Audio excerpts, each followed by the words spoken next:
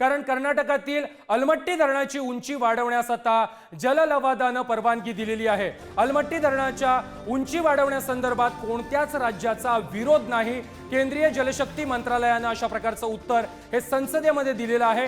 त्यामुळे सांगली आणि कोल्हापूरकरांचं पुराचं टेन्शन हे वाढणार आहे आणि या एकूणच प्रकरणावरून आता राजकारण देखील तापू लागलं आहे।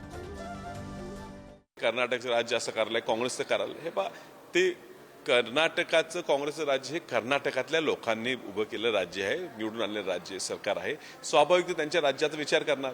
एक राज्य म्हणून महाराष्ट्राच्या जनतेनं ज्या महाराष्ट्र सरकारला त्या ठिकाणी प्रचंड बहुमताने निवडून दिलेलं आहे, त्यांची जबाबदारी आहे की हा निकाल लागल्यापासून तुम्ही जायचं, तुमची ताकद आहे। महाराष्ट्र एवढा मोठं राज्य आहे, तुम्ही जायचं, मुख्यमंत्र्यांनी पंतप्रधानांची भेट घ्यायची, ह्याला आक्षेप नोंदावा।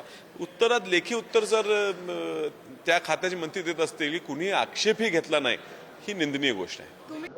हे अजून आम्ही त्याचा अभ्यास करतोय। स्वतः माननीय मुख्यमंत्री त्या विषयाबद्दल भाष्य केलेलं आहे, कारण त्याचे काही दुर्गामी परिणाम जे आहेत आपल्या महाराष्ट्रात, जे कोल्हापूर सांगली जिल्ह्यामध्ये होणार आहे, ते तर आपण त्याचा अभ्यास तो आम्ही की आता त्या बाबतीमध्ये 14 तारखेला एक 13 आणि 14ला 2 दिवस अधिकाऱ्यांच्या आयुष्यामध्ये जे लवादासंदर्भातले जे मुद्दे आता आपले त्या बाबतीमध्ये एक आढावा बैठक घेतली, बैठक मी बोलवलेली आहे। राधानगरी धरणाचे स्वयंचलित दरवाजे उघडले की ते परत बंद लगेच होत नाही, त्यामुळे भरपूर पाणी वाहतं, ते देखील एक कारण आहेच।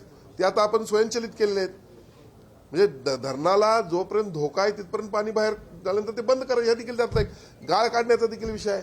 कोल्हापूर, इचलकरंजी, सांगली या ठिकाणचे सगळे ड्रेनेज सिस्टीम आणि सिवरेज सगळं क्लिअर करण्याचा त्यामध्ये विषय आहे। आणि त्यामुळं मोठे मोठे टँक आपण बांधणार आहोत। त्याचबरोबर जे शिरोलीचा पूल जो आहे त्या ठिकाणी पाणी थांबणार होतं, त्या ठिकाणी आपण पिलरवरती पूल घेतोय। अशा अनेक गोष्टी त्या ठिकाणी होणार आहेत आणि त्यामुळे ते एकमेव ते कारण होतं असं नाही आहे।